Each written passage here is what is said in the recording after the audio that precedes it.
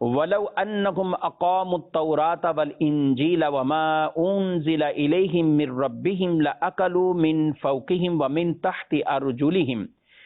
مِنْهُمْ أُمَّةٌ مُقْتَصِدَةٌ وَكَثِيرٌ مِّنْهُمْ سَاءَ مَا يَعْمَلُونَ۔ ترجمہ، اور اگر وہ تورات اور انجیل اور جو کچھ ان کی طرف ان کے رب کی جانب سے نازل کیا گیا اسے قائم کر لیتے تو انہیں ان کے اوپر سے اور ان کے قدموں کے نیچے سے رزق ملتا۔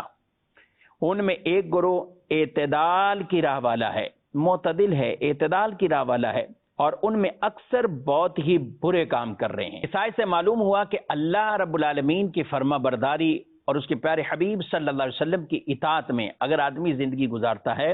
تو رزق میں وسعت ہی وسعت اس کے مقدر انشاءاللہ بن جائے گی۔ حضور علیہ الصلوۃ والسلام فرماتے ہیں جسے عمر میں اضافہ ہونا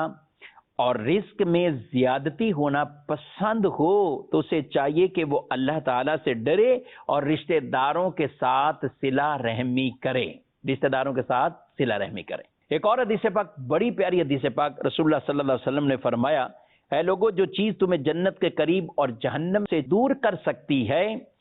اس کا میں نے تمہیں حکم دے دیا ہے، اس کا میں نے تمہیں حکم دے دیا ہے، اور جو چیز تمہیں جہنم کے قریب اور جنت سے دور کر سکتی ہے